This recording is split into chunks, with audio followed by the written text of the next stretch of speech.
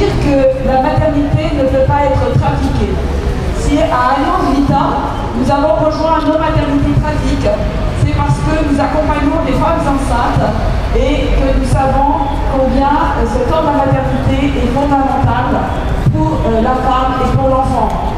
C'est un moment que nous avons tous vécu et des liens uniques se tissent et qui vont perdurer après la naissance. Nous constatons aussi par notre expérience de l'adoption combien la séparation d'un enfant de sa mère est toujours des conditions douloureuses et des raisons douloureuses, une épreuve pour lui comme pour la mère qui doit s'en séparer. Provoquer délibérément cette rupture et une grave atteinte à l'identité des femmes et des enfants. La souffrance des couples et le désir d'enfant doit être accompagné, mais sans jamais contrevenir aux droits humains fondamentaux. Il n'y a pas de droit à l'enfant.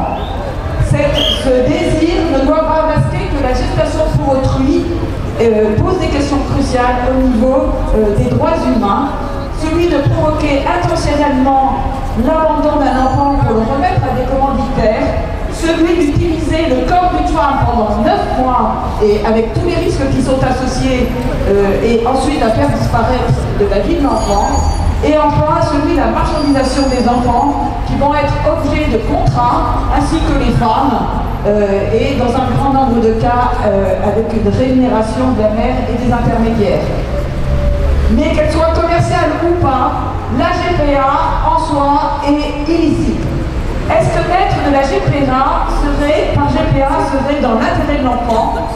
En fait, il s'agit d'une maltraitance originelle qui ne pourra jamais être réparée. Et c'est en complète rupture avec ce qui est pratiqué aujourd'hui de la nécessité de pratiquer un continuum après la naissance entre la mère et l'enfant.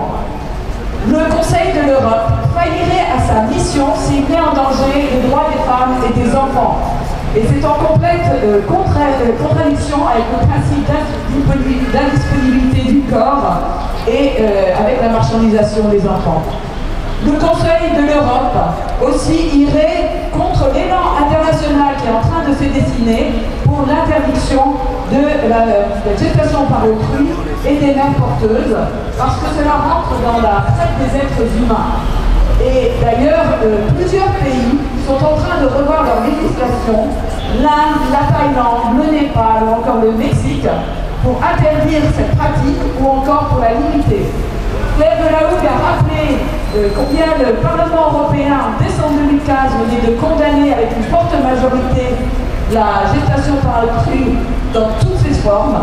Et c'est dans cet élan international que nous nous plaçons avec ce mouvement citoyen pour demander au Conseil de l'Europe l'abolition internationale de la gestation pour autrui.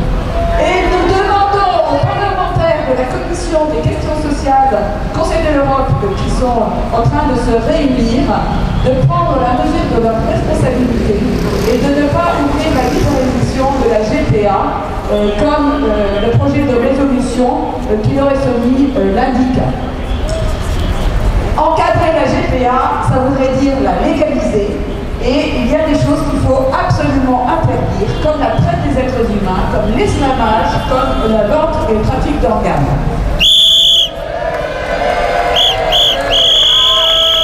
Je rappelle qu'il n'y a pas de fatalité et que l'on peut dérouter des pratiques quand il s'agit des droits de l'homme. Merci.